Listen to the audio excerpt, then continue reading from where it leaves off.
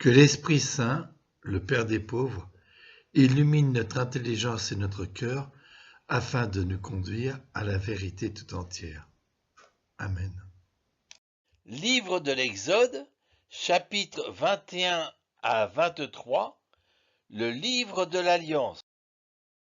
Après le chapitre 23, au chapitre 24, verset 7, on nous dit en parlant de Moïse, « Il prit le livre de l'Alliance et en fit la lecture au peuple. » On qualifie habituellement les chapitres 21 à 23 de livre de l'Alliance. Le chapitre 20, le Décalogue, pourrait être comparé à la Constitution, intangible, et les chapitres 21 et 23 au Code civil ou au décret d'application. Voici les règles que tu leur exposeras. Les règles, en hébreu, mishpatim, ce qui signifie justice ou ordonnance. Le décalogue est rédigé sous forme de commandements négatifs ou positifs.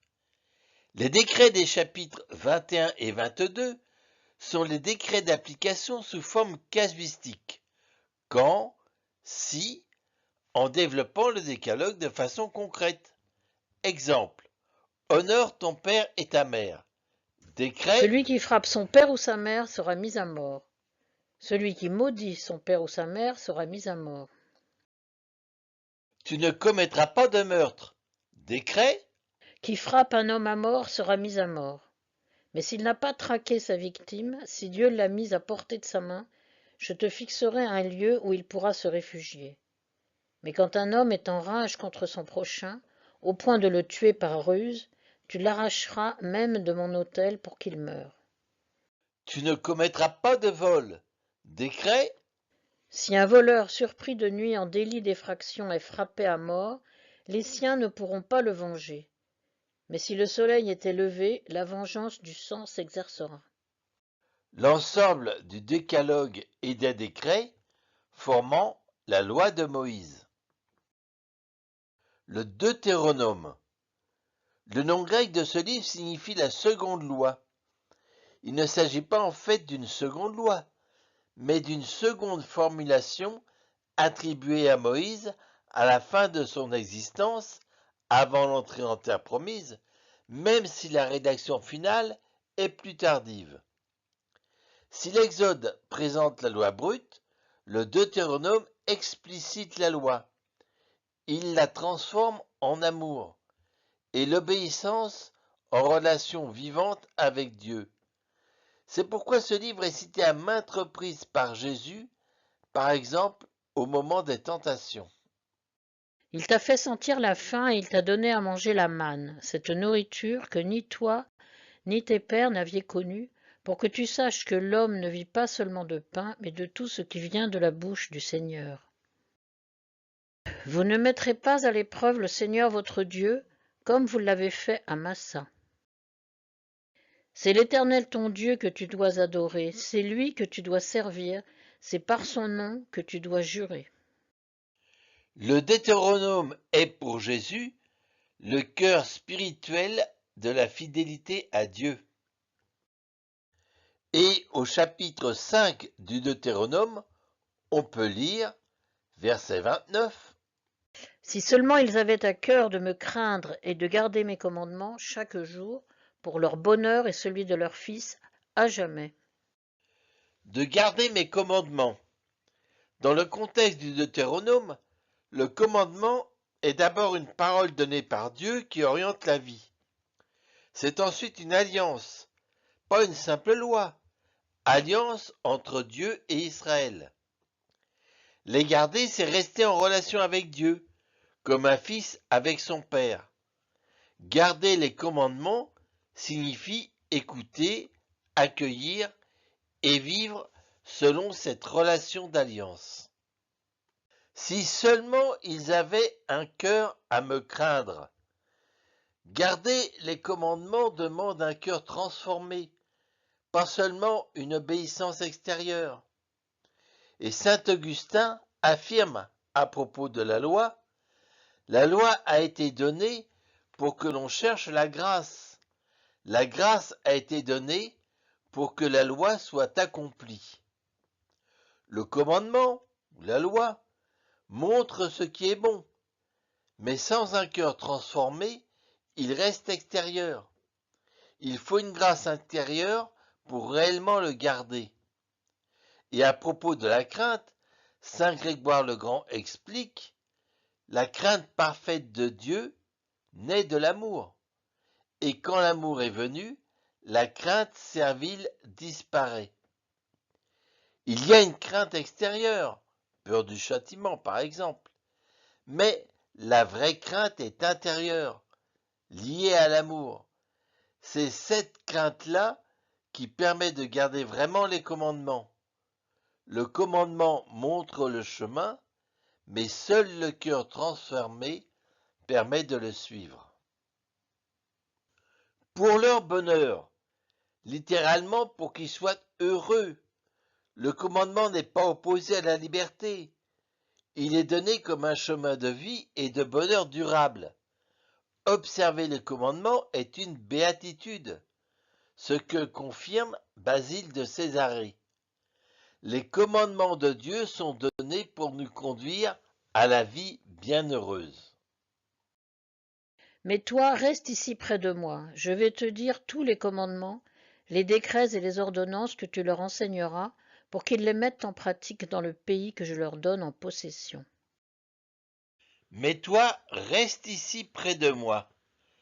Saint Grégoire le Grand commente qu'il apprenne d'abord dans la contemplation ce qu'il doit transmettre ensuite en parole. Les commandements, en hébreu, c'est mitzvot, les décrets, hugim, les ordonnances, mispatim. Saint Thomas, dans la Somme théologique, écrit: les préceptes de la loi ancienne sont de trois sortes: moraux, cérémoniaires et judiciaires.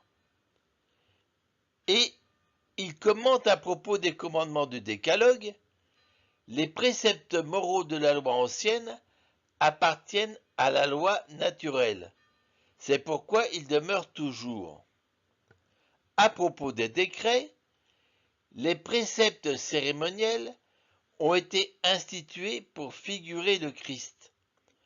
Ce sont donc des préceptes cérémoniels observés par obéissance qui ont un sens réel, mais accomplis dans le Christ, ils ne s'imposent plus comme rite. Enfin, à propos des ordonnances, les préceptes judiciaires déterminaient la justice entre les hommes selon la condition de ce peuple. Les préceptes judiciaires rationnels sont justes, mais liés à une société particulière, dans un lieu particulier.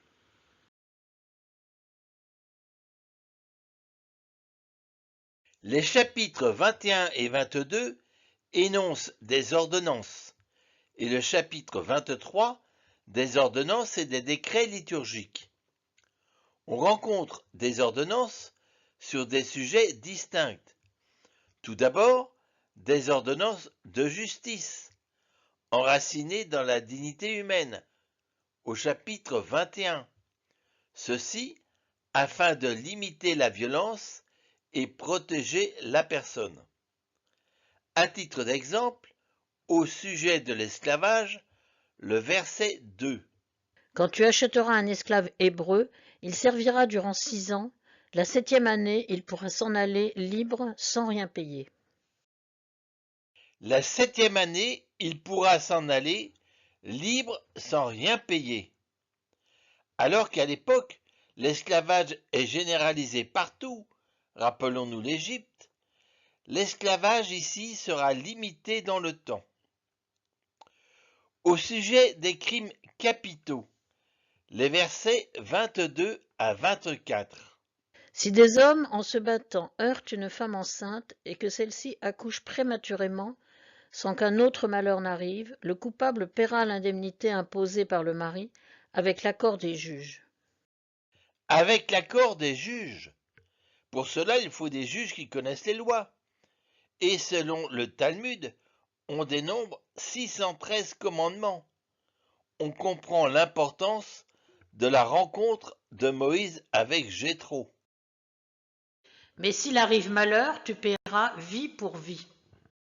Œil pour œil, dent pour dent, main pour main, pied pour pied. Œil pour œil, dent pour dent. C'est la loi du talion qui permet une réponse proportionnée, dont saint Augustin dit « Cette peine appelée talion a été établie pour contenir la hardiesse de nuire. » Des ordonnances concernant la responsabilité civile. Exemple, versets 28 et 29. Si un bœuf tue d'un coup de corne un homme ou une femme, il sera lapidé et on n'en mangera pas la viande. Mais le propriétaire sera tenu pour innocent. Par contre, quand le bœuf a déjà plus d'une fois donné des coups de corne et que son propriétaire averti l'a laissé sans surveillance, si l'animal a causé la mort d'un homme ou d'une femme, il sera lapidé et le propriétaire lui-même sera mis à mort. Une justice qui protège les faibles au chapitre 22. Des ordonnances qui demandent plutôt réparation que sanction. Exemple, chapitre 22, les versets 4 et 5. Quand un homme fait brouter un champ ou une vigne, s'il envoie ses bêtes brouter le champ de quelqu'un d'autre, il fournira une compensation avec le meilleur de son champ, le meilleur de sa vigne. Si un feu éclate, se propage dans des buissons d'épines et consume les meules, les moissons ou les champs, le responsable devra rembourser ce qui a brûlé. Le Seigneur entend le cri des faibles, des ordonnances dans lesquelles Dieu s'engage auprès des plus faibles. Exemple, au chapitre 22, les versets 20 à 22. Tu n'exploiteras pas l'étranger, tu ne l'opprimeras pas, car vous étiez vous-même des étrangers au pays d'Égypte. Vous n'accablerez pas la veuve et l'orphelin. Si tu les accables et qu'ils crient vers moi, j'écouterai leurs cris. Des ordonnances sur la gestion de l'argent, des versets 24 à 26. Si tu prêtes de l'argent à quelqu'un de mon peuple, à un pauvre parmi tes frères, tu n'agiras pas envers lui comme un usurier, tu ne lui imposeras pas d'intérêt. Si tu prends en gage le manteau de ton prochain, tu le lui rendras avant le coucher du soleil. C'est tout ce qu'il a pour se couvrir. C'est le manteau dont il s'enveloppe, la seule couverture qu'il ait pour dormir. S'il crie vers moi, je l'écouterai, car moi je suis compatissant. Une justice habitée par la vérité et la miséricorde, au chapitre 23. Exemple, refuser le mensonge, au verset 2. Tu ne suivras pas la foule pour faire le mal, et quand tu déposeras dans un procès, tu ne t'aligneras pas sur son opinion pour faire dévier le droit. Et à propos des ennemis, les versets 4 et 5. Quand tu rencontreras égaré le bœuf ou l'âne de ton ennemi, tu devras le lui ramener. Si tu vois l'âne de celui qui te déteste crouler sous la charge, tu ne le laisseras pas à l'abandon, mais tu lui viendras en aide. L'âne de ton ennemi, l'âne de celui qui te déteste. On n'est pas loin d'aimer ses ennemis. Mais, très pédagogiquement, on ne parle pas de l'ennemi, mais de son animal, qui n'est pour rien dans nos querelles. Mais on voit déjà en filigrane l'enseignement de Jésus, aimer ses ennemis. Et le chapitre 23 se termine par les décrets liturgiques, en particulier sur le sabbat et les fêtes.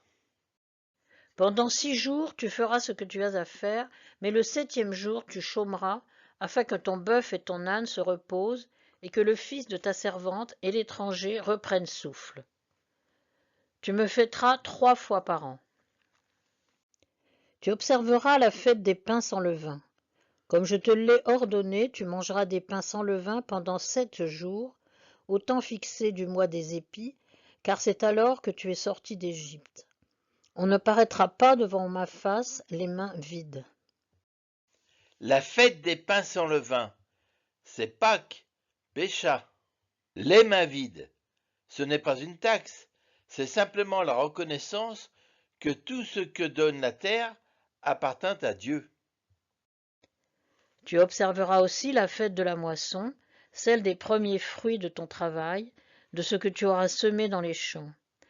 Et tu observeras la fête de la récolte en fin d'année, quand tu récoltes dans les champs le fruit de ton travail. La fête de la moisson, Shavuot, Pentecôte, 50 jours après Pâques. La fête de la récolte, Sukkot, fête des tentes ou des tabernacles. À noter que le texte ici n'utilise pas les mots de Pécha, Shavuot ou Sukkot, mais simplement des termes agricoles.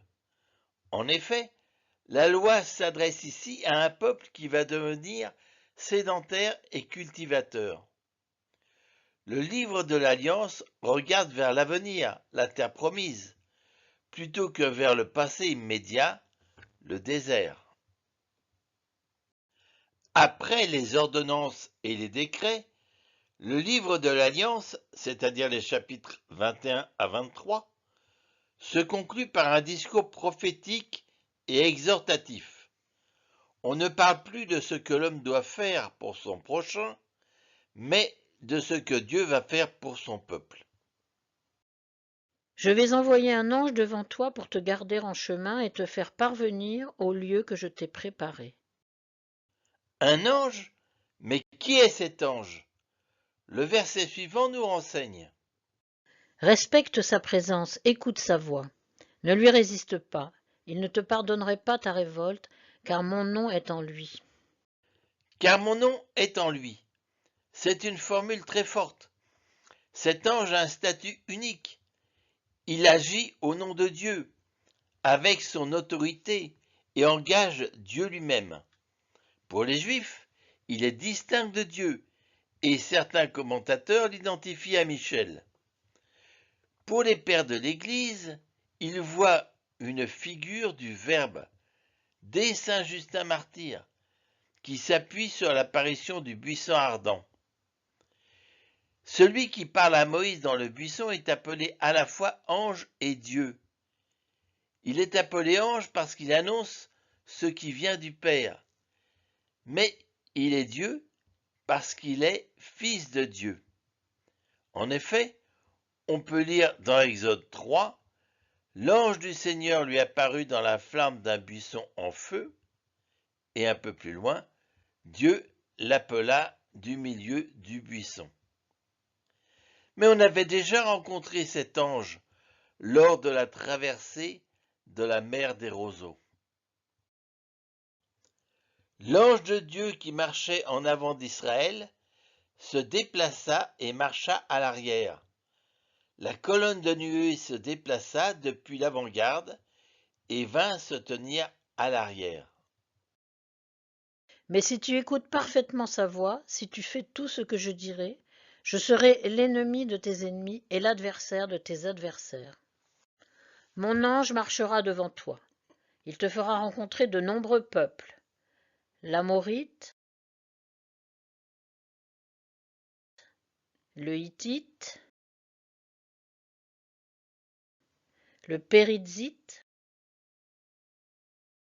le Cananéen, le Hivite et le Jébuséen. Je vais tous les anéantir. Seuls les peuples de Canaan apparaissent ici, pas les peuples de Transjordanie, Édomites, Moabites, Ammonites, qui sont les descendants d'Ésaü et de Lot. Et dans le Deutéronome, Dieu demande de les épargner. Quant aux Philistins, ils ne font pas vraiment partie de Canaan. Tu ne te prosterneras pas devant leurs dieux. Tu ne les serviras pas, tu ne te conduiras pas comme ces peuples, mais tu détruiras leurs dieux et tu briseras leurs stèles. Tu ne te prosterneras pas devant leurs dieux. Et ce sera un long combat, en commençant par le veau d'or, un dieu d'inspiration égyptienne. et même Salomon à la fin de sa vie adorera les dieux étrangers. Mais tu détruiras leurs dieux et tu briseras leurs stèles.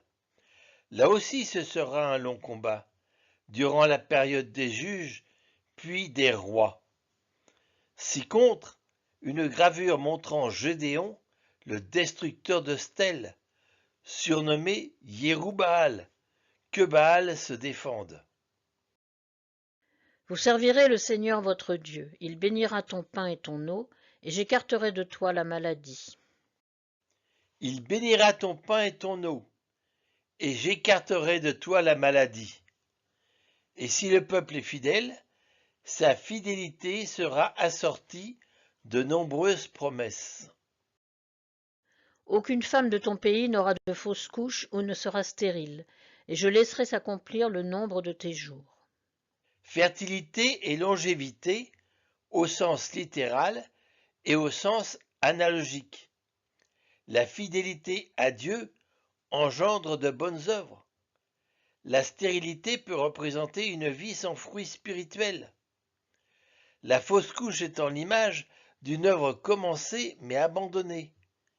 Une vie chrétienne fidèle mène ses œuvres à leur accomplissement. Et la longévité, ce n'est pas seulement la durée de la vie, mais son accomplissement en Dieu. Devant toi j'enverrai ma terreur, je frapperai de panique tout peuple chez qui tu entreras. Devant toi je ferai tourner le dos à tous tes ennemis. Devant toi j'enverrai des frelons, devant toi ils chasseront le Hivite, le Cananéen et le Hittite. J'enverrai des frelons. Sur le plan littéral, Dieu agira avant même que les combats militaires soient nécessaires. Pour les pères, Dieu n'enlève pas toujours immédiatement nos ennemis intérieurs. Il envoie parfois des aiguillons qui nous obligent à les voir. Origène commente. Si tu vois des pensées mauvaises fuir ton cœur, sache que ce n'est pas seulement ton effort, mais la puissance de Dieu qui combat pour toi. Et saint Paul, dans la seconde épître aux Corinthiens, et pour que je ne sois pas enflé d'orgueil à cause de l'excellence des révélations, il m'a été mis une écharde dans la chair, un ange de Satan, pour me souffleter. Je ne les chasserai pas devant toi en une seule année, car le pays deviendrait une terre désolée où les bêtes sauvages se multiplieraient à tes dépens.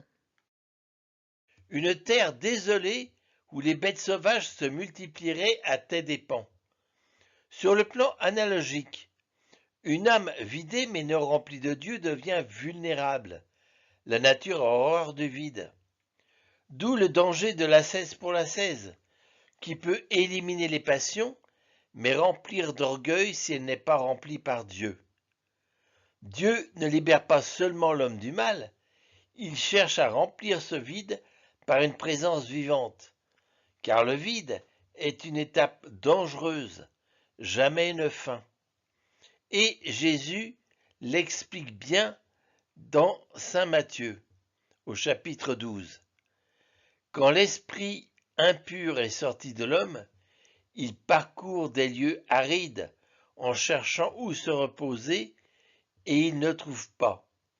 Alors il se dit, je vais retourner dans ma maison d'où je suis sorti.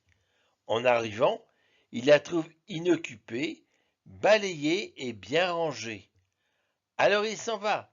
Il prend avec lui 7 autres esprits encore plus mauvais que lui. Il s'y entre et s'y installe. Ainsi, l'état de cet homme-là est pire à la fin qu'au début. Je les chasserai devant toi peu à peu, jusqu'à ce que ton peuple soit assez nombreux pour hériter du pays. Peu à peu, saint Grégoire le Grand commente, Dieu conduit souvent les âmes par des progrès graduels, afin qu'elles puissent recevoir ce qu'elles désirent, sans être écrasées par la grandeur du don. Je fixerai tes frontières ainsi, de la mer des roseaux à la mer des Philistins, et du désert au fleuve. Je livrerai entre vos mains les habitants du pays, et tu les chasseras devant toi. Cette promesse correspond à celle que le Seigneur avait faite à Abraham et qui fut presque réalisée par Salomon. En Genèse 15, ce jour-là, le Seigneur conclut une alliance avec Abraham en ces termes. À ta descendance, je te donne le pays que voici, depuis le torrent d'Égypte jusqu'au grand fleuve, l'Euphrate.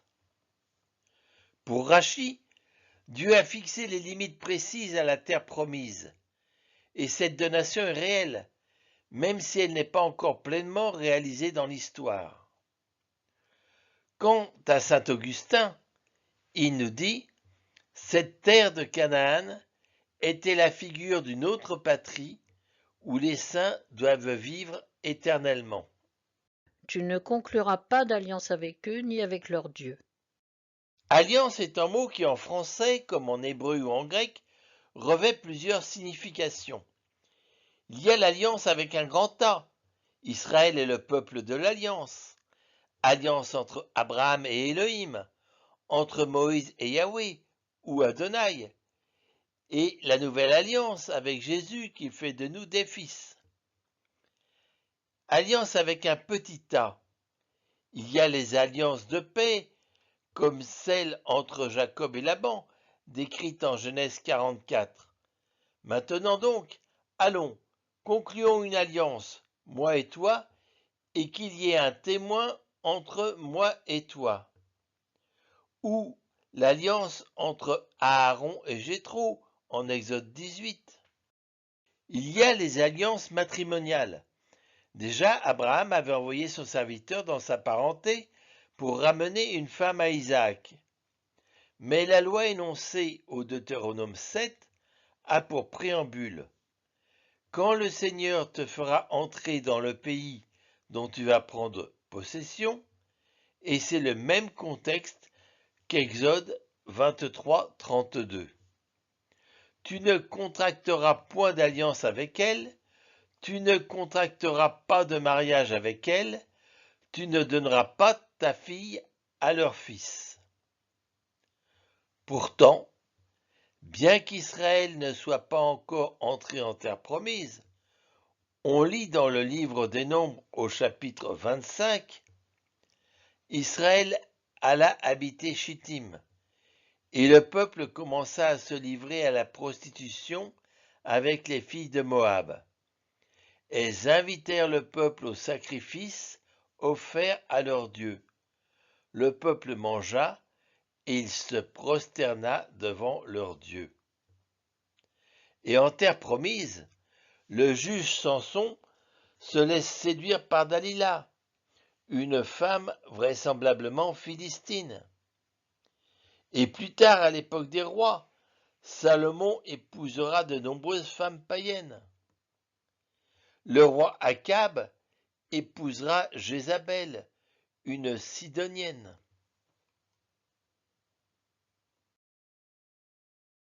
Pour les pères, sur le plan analogique, conclure une alliance consiste en un consentement répété, ni avec eux, ce sont les pensées mauvaises, ou avec leur Dieu, et ce sont les passions. Ils n'habiteront pas dans ton pays de peur qu'ils ne te fassent pécher contre moi. Tu pourrais alors servir leur Dieu et ce serait pour toi un piège. Le verset 33 complète le verset précédent. Ils n'habiteront pas dans ton pays. Habiter, c'est installer durablement, servir leur Dieu. Si leur Dieu représente les passions, servir leur Dieu signifie être dominé par les passions. Un piège est alors une habitude enracinée. Et Jésus reprend ces consignes en dévoilant leur signification en Matthieu 6. Là où est ton trésor, là aussi sera ton cœur. Et nul ne peut servir deux maîtres. Historiquement, le Lévitique est rédigé après l'Exode, mais avant le Deutéronome. La perception de la loi évolue d'un livre à l'autre. Pour simplifier, l'approche de l'Exode est une approche légaliste que l'on peut traduire par « tu dois, fais le bien ». Tu ne suivras pas la foule pour faire le mal. Dans le Lévitique, l'approche est spirituelle et sa traduction pourrait être « tu es saint, deviens bon ». Soyez saints, car moi, le Seigneur votre Dieu, je suis saint. Et dans le Deutéronome, l'approche est intérieure et peut se traduire par « souviens-toi et aime, aime le bien ». Tu te souviendras que tu as été esclave en Égypte. Tu aimeras le Seigneur ton Dieu. Un exemple frappant est celui du rapport à l'étranger. Ger en hébreu. Il s'agit d'un résident non autochtone, juridiquement protégé. Il peut travailler, mais socialement vulnérable. Il n'a ni terre ni héritage et est partiellement intégré à la communauté d'Israël. Dans l'Exode, Tu n'exploiteras pas l'étranger, tu ne l'opprimeras pas. dans le Lévitique, L'étranger qui réside avec vous sera parmi vous comme un Israélite de souche, et tu l'aimeras comme toi-même. et dans le Deutéronome, Pratiquez la circoncision du cœur, car le Seigneur votre Dieu est le Dieu des dieux et le Seigneur des seigneurs. C'est lui qui aime l'étranger. Aimez donc l'étranger. avec la nouvelle alliance, l'étranger n'est plus seulement l'autre à aider, il devient une figure du Christ lui-même. J'étais un étranger et vous m'avez accueilli. Amen, je vous le dis, chaque fois que vous l'avez fait à l'un de ces plus petits de mes frères, c'est à moi que vous l'avez fait. Et dans Marc 11, Jésus déclare, « L'Écriture ne dit-elle pas, ma maison sera appelée maison de prière pour toutes les nations. » Pour toutes les nations. Cela évoque bien les étrangers, puisque Jésus fait référence à Isaïe au chapitre 56. Les étrangers qui se sont attachés au Seigneur pour l'honorer, pour aimer son nom, pour devenir ses serviteurs. Tous ceux qui observent le sabbat sans le profaner et tiennent ferme à mon alliance. Je les conduirai à ma montagne sainte, je les comblerai de joie dans ma maison de prière. Leurs holocaustes et leurs sacrifices seront agréés sur mon autel, car ma maison s'appellera maison de prière pour tous les peuples. Et pour terminer, que Jésus dit-il de la loi? Dans Matthieu chapitre 5, ne pensez pas que je sois venu abolir la loi ou les prophètes. Je ne suis pas venu abolir, mais accomplir. Pas un seul iota, pas un seul trait ne disparaîtra de la loi. Donc celui qui rejettera un seul de ces plus petits commandements, et qui enseignera aux hommes à le faire ainsi, sera déclaré le plus petit dans le royaume des cieux. Mais celui qui les observera et les enseignera, celui-là sera déclaré le plus grand dans le royaume des cieux. Et dans Marc, Jésus répond au jeune homme qui lui demande comment faire pour avoir la vie éternelle. Tu connais les commandements, ne commets pas de meurtre, ne commets pas d'adultère, ne commets pas de vol, ne porte pas de faux témoignages, ne fais de tort à personne, honore ton père et ta mère. Prochain épisode, Exode chapitre 24, la montée de Moïse au Sinaï.